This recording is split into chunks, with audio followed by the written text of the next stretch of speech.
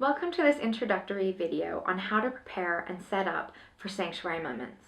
My name is Candice and I'm so excited to share this practice with you. Sanctuary moments are meant to be a series of at-home resources that you can use to explore contemplative practices like meditation, with a focus on spending time with God. Now, to do this, we will be using two techniques. And this will help us quiet our bodies and our minds as we meditate on God and His Word. These two techniques are attention to breath and gentle movements. Now, to help you get the most out of these sanctuary moments, I'd just like to give you a few tips before you get started. So here we go. The first thing to remember, and this is critical, is showing up is perfect. It is enough. Showing up is enough. Nothing else is needed or required from you. And then before you start, there are some things that we do need to consider. First off, let's just take a look around and consider your environment and choose an appropriate place and time for your practice. Every house has its busy spaces and its quiet, even if not entirely quiet, locations. So let's just consider those. Where might they be? Where would you be most comfortable? And when is a good time that you could have a few moments to yourself, relatively undisturbed? This might mean that you have a space where you can shut the door on the noise of the outside world and the kids running around, but it might not. And if that's not possible, then face away from the action, so to speak, or hang a sheet. Even build a fort if that's what you need.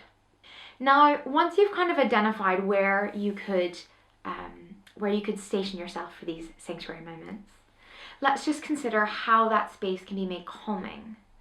So for me, that's decluttering my space.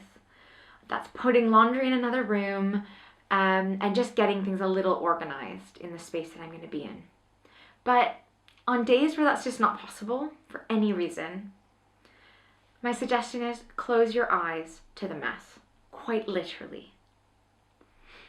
I also really enjoy adding things like fairy lights and battery-operated candles for soft lighting in the area or in the space. You might enjoy calming scents if that's kind of your thing. I love diffusing frankincense and lavender personally. Also, playing calming music in the background can be really, really nice. I recommend worship or instrumental music. And right now I'm personally loving the Tallis Scholars Marathon playlist on Spotify or any of your other streaming apps. So check those out if that's your cup of tea.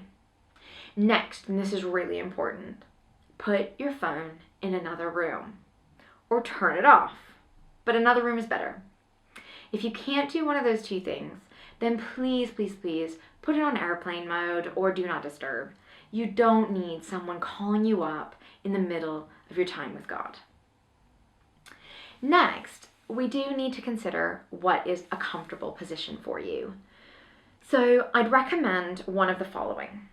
Either seated on the floor or cushion, seated in a chair, laying down, and that can be on your bed or on a floor, whatever's comfortable, or standing. Please try these different positions out and see what feels good for your body.